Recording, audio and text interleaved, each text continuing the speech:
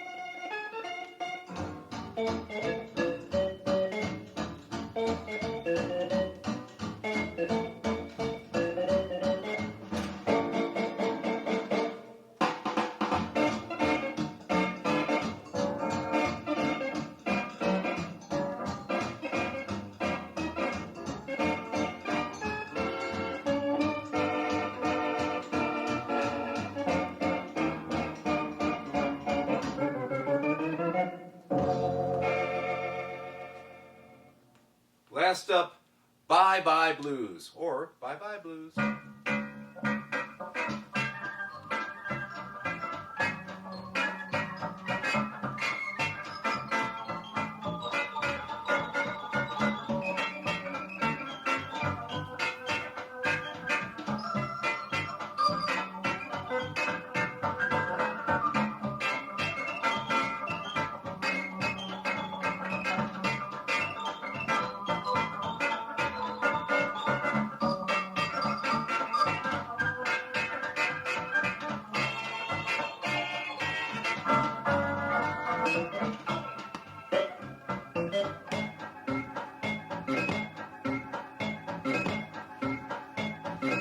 Oh my goodness!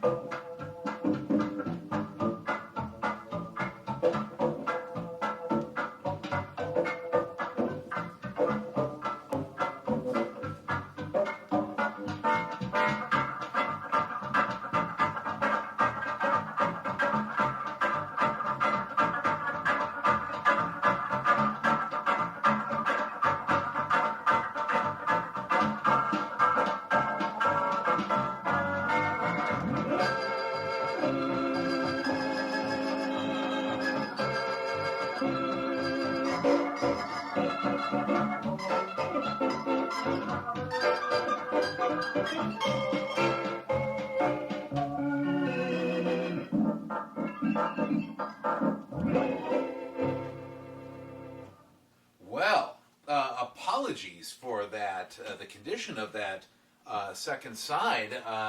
As you may know, I don't typically listen to an entire side before I play it. I like to come to it fresh, so that my reactions are genuine and I can resist the temptation to pre-plan them or something like that. There's enough contrived stuff that's happening in text along the bottom. But yeah, I think that may be, I could be wrong, but that may be the second skip that I've had to fix ever on a record for LP and Laundry. So not a bad record. Not a bad record. No, pardon the term. Not a bad hat. No, not a bad batting average. That's what I meant to say for a show that specializes in records that a lot of people don't want, right? We rescue these things, people who are into this stuff like myself and like other people who are far more knowledgeable than I. Anyway, thank you, as always, for joining me on this little trip into the world of Lenny Dee, the ever-expanding Dee universe. As always, please like, share, subscribe, spread the word, find other people that might be interested in whatever the hell it is I'm doing here. And also, if you'd like to find an archive of all previous episodes uploaded to YouTube, along with pictures of the front and back covers, and if there happens to be any other material involved, I post that as well. You can find that at Matt Fugate, that's me, mattfugate.blogspot.com. Once again, that is mattfugate.blogspot.com. You can also join me at Facebook. Oh yeah, facebook.com/LPLaundry. No and or ampersand in there, just facebook.com/LPLaundry. Well, that just about does it for here, for me, in this episode. Just make sure you don't skip the next one, because